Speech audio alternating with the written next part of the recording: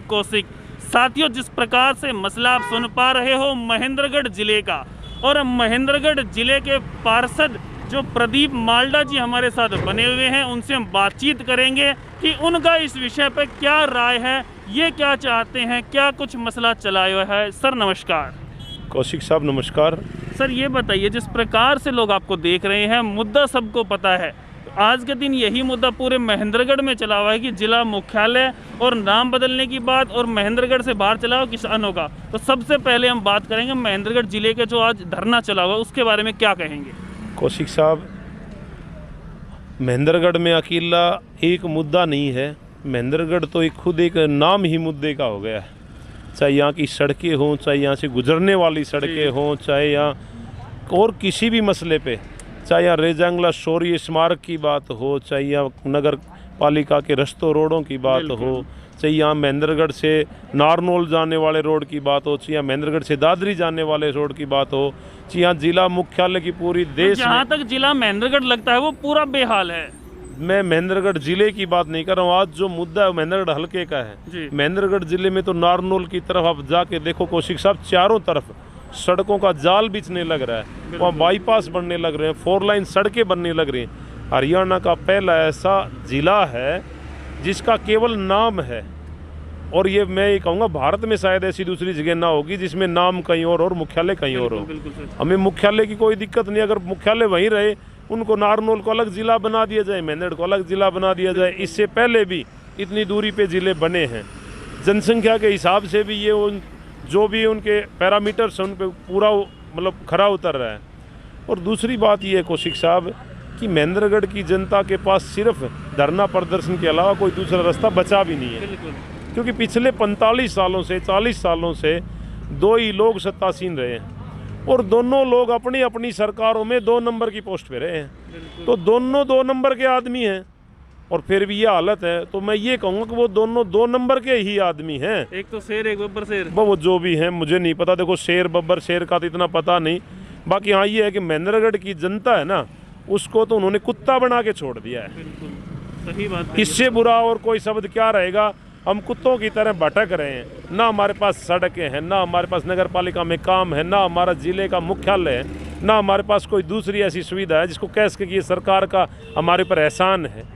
क्या कहीं इससे बुरा और क्या शब्द कहूँ कौशिक साहब में। कुछ भी नहीं कहा। वो शेर होंगे, वो बब्बर शेर होंगे, वो रहें, भगवान करे और बड़े बब्बर शेर बने, लेकिन ये जनता के प्रति भी थोड़ा बहुत अपना कुछ बनता है, उनका दायित्व। शेर है तो वो राजा है, तब तक वो जंगल के जो भी जानवर उनकी इज्जत करते हैं, वो उनके लिए काम करते हैं, तब तक करनी उनकी जिम्मेवारी बनती है कौशिक साहब। उनकी जनता है, उन्होंने चुन के 50 सालों से कंटिन्यू 2 ही लोगों को चुन के भेज रही है जनता। बट फिर भी उनके प्रति बस वो ये समझने लगे पागल जनता है, ये भोली जनता है, और ये लोग हमारे खून में शायद वो गुलामी वाले अंश दोबारा आ गए हैं, और उनको उन्हें सोच रहे दोनों लोग कि ये हमारी गुलामी करनी, इनको इससे बाहर ये सोच नहीं सकते। सर इसका क्या प्रोसेस रहेगा आगे का, जो आज बाहर बैठे हैं। सर बार एसोसिएशन ने ये प्रदर्शन शुरू किया है, मैं पूर्ण रूप से इनके साथ हूँ, क्योंकि ये एक हमारे हल्के की बड़ा मुद्दा है, और मैं इनके साथ समर्थन में मन से तन से धन से सब तरह मैं बार एसोसिएशन का समर्थन करता हूँ, और जैसा बार एसोसिएशन इस मामले में जो दिशा निर्देश करेंगे हम उनके साथ रहेंगे। बहुत अच्छी बात है। सर जिस प्रकार से किसानों के बारे में क्या कहना चाहिए, जो आंदोलन चला हुआ वहाँ भी। देखिए आंदोलन जो चला हुआ है, किसान इस देश की रीढ़ की हड्डी है।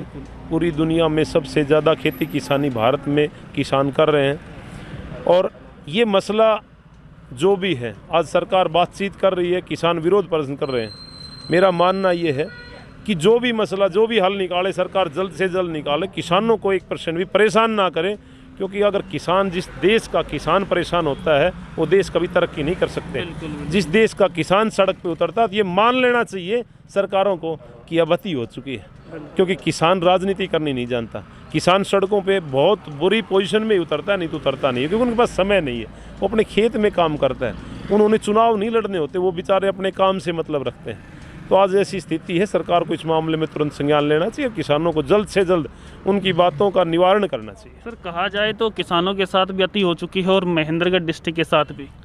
मैं तो समझ रहा हूँ किसानों के साथ अति, ये सृष्टि की रचना के बाद सदा कमा के किसान ने खिलाया है, और पिछले काफ़ी सालों से हर सरकार एक बात कहती है कि हम अब की बार किसानों की आय दोगुनी कर दें या किसानों की मतलब हम विकास करवाएं किसानों का।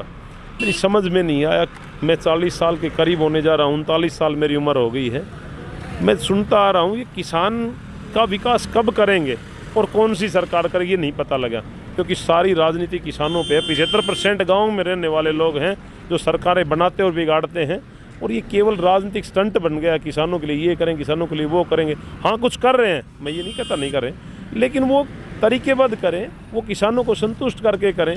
मैं आपको एक छोटी सी बात बताता हूँ, हालांकि आपका लंबा समय हो गया। कोई बात नहीं। हरियाणा सरकार ये कहती है कि हम प्रति एकड़ के हिसाब से पूरे हरियाणा में हम 16 से 18 हज़ार रुपये हमारा नुकसान होता है, चाहे किसान बोया ना बोया, हमें वो किसी ना किसी माध्यम से, सब्सिडी के माध्यम से, चाहे किसी माध्यम से। अगर सरकार की मंशा साफ है, अगर ऊपर बैठे अधिकारी अपने आप को सही समझते हैं, तो क्यों ना वो 18 हज़ार रुपये पर एकड़ खराब करें। वो पहले दिन 15 हज़ार के हिसाब से, एकड़ के हिसाब से किसानों के खाते में सीधा डाल दे और हाथ जोड़ के ये कह दे भाई हम जो कर सकते थे हमने कर दिया, अब आपकी फसल को ओड़े मारें, चाहे आपकी फसल पैदा ना हो, चाहे आपकी बिके ना बिके, जहाँ भी बेचो आपकी मर्जी है, लेकिन हम आपको, क्योंकि जब किसान के हाथ में 5 एकड़ वाले के हाथ में 75 हज़ार रुपये पहले दिन आएंगे तो उसकी मजबूरियां ख़त्म हो जाएंगी। वो अपनी मर्जी से फसल बेचेगा, अपने हिसाब से फसल उगाएगा। अब यहाँ ओलावृष्टि हो जाती तो धरना करना पड़ता है, यहाँ फलाना काम के लिए, खाद के लिए, बीज के लिए, ये सारी चीज़ें ख़त्म हो रही हैं। सरकार क्यों ना 15 हज़ार रुपये एक बार देख के नक्की करे और ये कहे हाथ जोड़ के कि अब आप जानो और आपका काम जाने, किसान भी खुश और सरकार भी खुश। लेकिन ऐसा करने के बाद जो बीच में बैठे हैं ना मठाधीश लोग, उनके फिर वो क्या बोलते हैं अंडर द टेबल वाला सिस्टम नहीं बनेगा। उनका पैसा कहाँ से आएगा? जो 2 नंबर के पैसों से बड़ा बड़े महल कोठियाँ बन रही हैं, चाहे वो किसी भी नेता के घर पे जाकर देख लो, लंबी लंबी गाड़ियाँ कैसे चलेंगी। ये तरीका है उनका। मैं जिला परिषद में इस मुद्दे को 2 बार उठा चुका हूँ कि सरकार क्यों ना इस तरीके से लोगों का सहयोग करे। अब सरकार नई नई बातें कर रही है। पीछे 2 दिन का संसद के रूप में एक छोटा स्तर चला था हमारे जिला परिषद का, मैंने काफ़ी बातें रखी, हालांकि वो सरकार के सामने चली जाएंगी। लेकिन मेरा निवेदन ये है सरकार जल्द से जल्द महेंद्रगढ़ के बारे में और किसानों के बारे में, दोनों के बारे में सोचे। सर एक छोटा सा सवाल और करना चाहूँगा, जिस प्रकार से कोई भी किसान खेती बाड़ी करता है, सब्जी लगाता है, अभी गाजर का समय हम बता सकते हैं, गाजर वही बिक रही हैं तो मार्केट में 8-9 रुपये किलो बिकती हैं, वही आपने को 20 रुपये किलो वापस मिलती है, तो क्या कहेंगे ये प्रॉफिट कौन लेके जा रहा है? सर प्रॉफिट का ये है कि कहीं अब पीछे एक बात थी, पीछे प्याज के भाव 70-80 रुपये तक भी गए और कहीं कहीं प्याज 5 रुपये में बिकी है। जहाँ पड़े थे वो बेचारे भेज नहीं पाए। किसान के साथ सबसे बड़ी दुर्दशा यही है, आज वो खेत में जब पैदा करता है ना उस जगह तो वो 5 रुपये जनी जी कोई इसका भाव ही नहीं है, इसको कोई पूछने वाला ही नहीं है, और जब वो व्यापारी के हाथ में आ जाती है ना तो वो सोना बन जाता है। तो ये किसान के पास एक कमी है, तो वो ये है किसान है, वो व्यापारी नहीं है। अब ये डबल तिबल 4 गुना ये व्यापारी कर सकता है, किसान को बेचारे को कहाँ आता है? कहीं ना कहीं ये प्रॉफिट किसान को मिलना भी चाहिए ना, सीधी सी बात है। इसीलिए किसान परेशान है। किसान इसका सच्चा हकदार है, उसको मिलना चाहिए, और अगर ये मिल जाए तो फिर ये झगड़े ही खत्म हो जाए। बिल्कुल बिल्कुल सर, कहीं ना कहीं सरकार को इसके बारे में सोचना चाहिए, और जो बीच में ये जो टैक्स लग रहे हैं, गुंडा टैक्स जिसे कह सकते हैं, ये ख़त्म होने चाहिए। बिल्कुल कौशिक साहब, मैं आपकी बात को पूर्ण रूप से समर्थन करता हूँ, ये ज़रूरी है। जिस प्रकार से हमारे जो पार्षद साहब हैं उन्होंने हमें समय दिया, उसके लिए सर बहुत बहुत धन्यवाद। थैंक यू कौशिक साहब। Okay sir.